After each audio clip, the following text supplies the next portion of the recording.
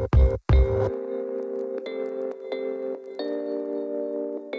now for this video, we're going to break down the major broad scenario topics. So as we said in our introductory video, we have confidentiality, professionalism, teamwork, non-compliance, distressed patients, miscommunication and conflict, and also coping with pressure. So we're going to go through a definition of each of these, followed by a little bit of an example for some of them, and hopefully we'll get a bit of a better understanding of these as we go along. Also, I'm going to give you some considerations and things to be aware of when you encounter these types of questions. And this is really going to be helpful on how you sort of answer a lot of these questions, because these considerations are really where the basis of a lot of these responses are, because they're really the fine points to answering these responses. I think this would be better to explain with an example. So firstly, we have confidentiality. So in medicine, doctors are expected to maintain confidentiality. This includes protecting, promoting patient information, and also not sharing this information unless we have patient's consent.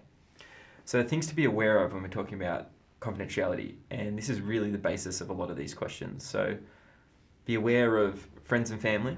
So they're not included in sharing a patient's information without their consent.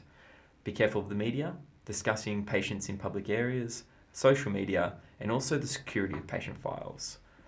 However, it is acceptable to share patients' information within the medical and treatment team, whether that's with your supervisor or with other medical colleagues. So next we have professionalism. So basically how we conduct ourselves as doctors and also medical students.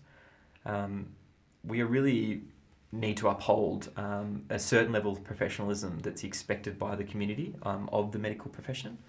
And this really includes upholding virtues and values that are associated with the medical profession, whether that's trust, empathy, compassion, competence.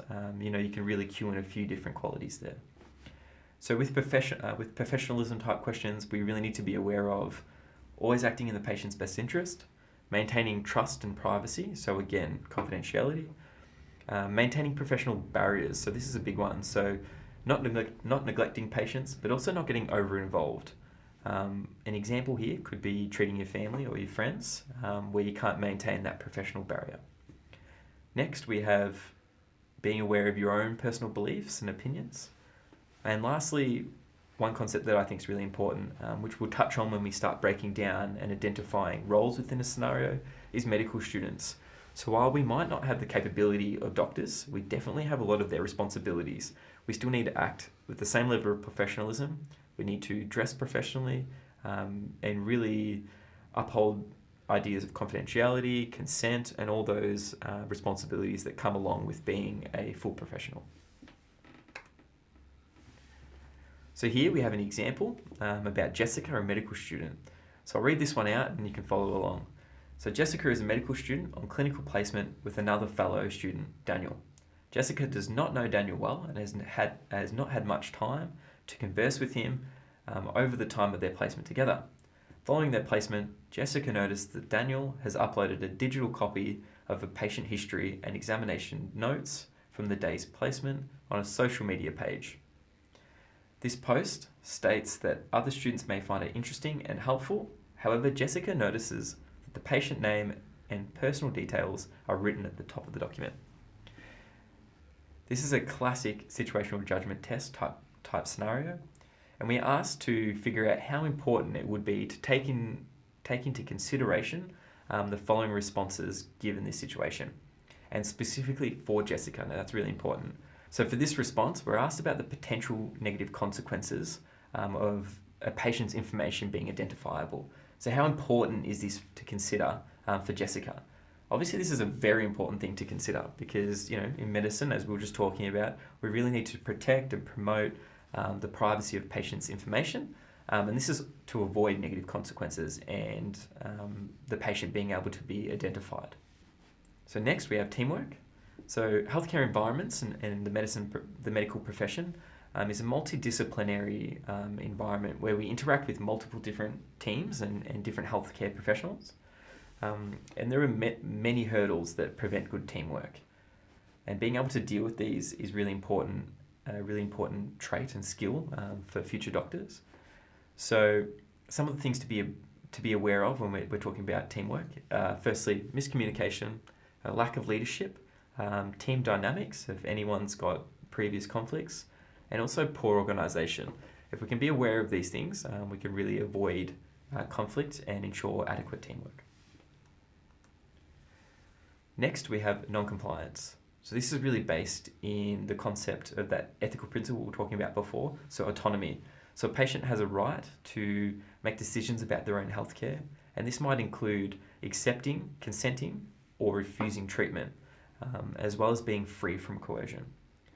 So for questions that are relevant to non-compliance, we need to consider options that respect a patient's right to autonomy, respect patients' goals, beliefs, and their feelings, and also be cautious of any questions that don't address the difference of the agenda between the doctor, which might be treatment, and the patient, which might be goals in their social life or something like that. And we also need to be cautious of coercion, being forceful or deceptive in trying to push our agenda as a medical professional of the treatment. So next we have distressed patients. So hospitals and healthcare environments are obviously high stakes, and being able to have the ability to reassure distressed patients is really a good quality and skill to have as a medical professional. So when questions are dealing with distressed patients, some of the things that we might want to consider are options that explore patients' goals, wishes and feelings, similar to the previous question, maintain professional barriers and behaviours, and also showing compassion and empathy. That's really a go-to. We always want to be kind and empathetic and understanding where the patient's coming from so that we can help them and reassure them. So here we have an example. This is really going to be considering the last two broad question types that we went through. So considering an elderly patient, Mr. X, who is currently suffering from a terminal illness, your application to apply for life-extending treatment has been approved. Despite Mr. X agreeing for you to apply for the treatment months ago, he is now adamant he does not want treatment. Upon spending some time with Mr. X, you find out his daughter's wedding is coming up, and taking the treatment would prevent him from attending. So for this scenario, we are asked, how important is it for you to consider Mr. X's treatment goals in deciding what treatment to offer him? This is obviously a very difficult situation, but I hope you can see here that this is obviously a very important thing to do. So in medicine, we are really trying to empower patients to be able to do what they want with their lives, and our treatment goals should really be not only to extend a patient's life and protect their health, but also enable them to reach the treatment goals that they want for their healthcare. So that's obviously a very important thing to do. Next, we have miscommunication and conflict. So having good communication in a team environment is a crucial skill for a medical doctor. This is important in teamwork, but also in our doctor-patient interactions, providing information and also receiving patient information. So for questions that are involved in communication and conflict, we should always consider options that utilize communication to solve problems and conflict, use communication to avoid conflict, and also opening new lines of communication that try and solve conflict locally before escalating.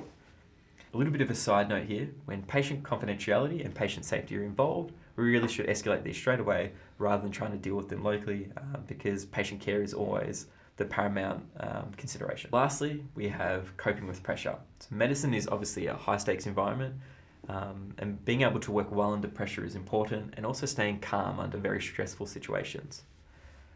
So in stressful situations, it's important to acknowledge the limits to your own capabilities and ask for help when needed.